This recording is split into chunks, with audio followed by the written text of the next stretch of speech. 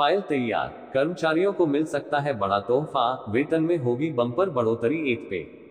केंद्र सरकार अपने कर्मचारियों के हितों को ध्यान में रखते हुए प्रत्येक 10 साल में वेतन आयोग का गठन करती है। ये कर्मचारियों की सैलरी, भत्ते और अन्य सुविधाओं की समीक्षा करने के बाद वेतन में जरूरी बदलाव की सिफारिश करता है। 8th पे कमीशन फॉर गवर्नमेंट एम्प्लॉइज।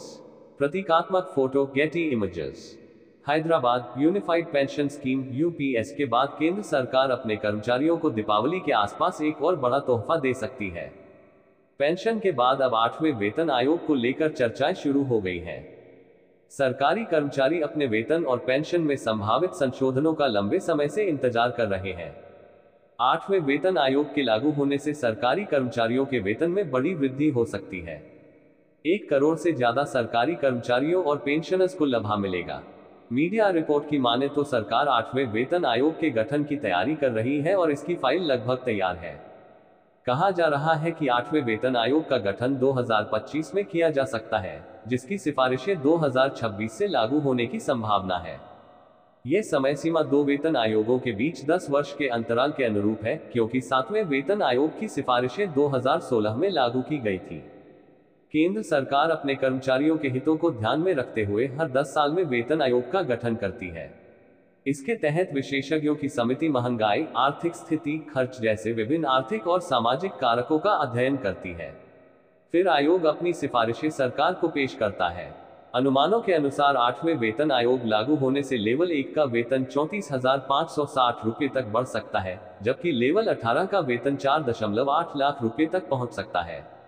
साथ ही यूनिफाइड पेंशन योजना अप्स के तहत पेंशन भी बढ़ जाएगी। न्यूनतम वेतन 34,560 रुपये तक हो सकता है।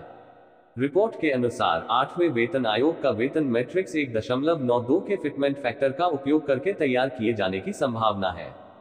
इस फिटमेंट फैक्टर के साथ 7वें वेतन आयोग के अनुसार लेवल 1 के लिए वर्तमान न्यूनतम वेतन 1800 के ग्रेड पे के साथ 18,000 रुपये है, जिसे 8वें वेतन आयोग के तहत 34,560 रुपये तक संशोधित किया जा सकता है।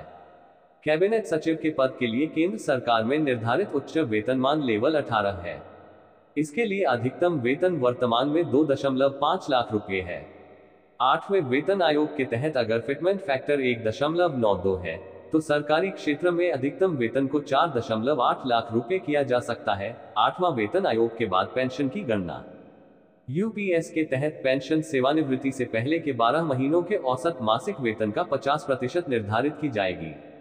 2004 में भर्ती हुए कर्मचारी 2029 में सेवानिवृत्त होंगे। अगर 8वां वेतन आयोग जनवरी 2026 में लागू होता है, तो न्यूनतम मूल वेतन 34,560 रुपये होने का अनुमान है, जबकि अधिकतम वेतन 4.8 लाख रुपये तक पहुंच सकता है। कर्मचारियों को जनवरी 2029 तक उनके वेतन पर 5 DA बढ़ोतरी भी मिल सकती है। प्रत्येक संशोधन में 4% की वृद्धि मानते हुए 2029 तक DA की कुल वृद्धि मूल वेतन का 20% तक होगी। इसलिए 34,560 रुपये के वेतन के लिए 20% DA में 6,912 रुपये जुड़ेंगे। इस वेतन राशि वाले व्यक्ति को 20,736 रुपये की पेंशन मिल सकती है, क्योंकि इसकी गणना लेवल 1 वालों के लिए मूल वेतन और DA के 50% के रूप में की जाती है। फाइनेंशियल एक्सप्रेस की रिपोर्ट के अनुसार 4.8 लाख रुपए के अधिकतम वेतन वाले व्यक्ति के लिए 96,000 रुपये के DA के साथ पेंशन 2,88,000 रुपये हो सकती है, जो जनवरी 2029 में उनके अंतिम वेतन का 50% है। ये भी पढ़े क्या है ग्रेच्युटी, कितना मिलता है पैसा, प्राइवेट कर्मचारियों के लिए क्या है शर्तें, जाने।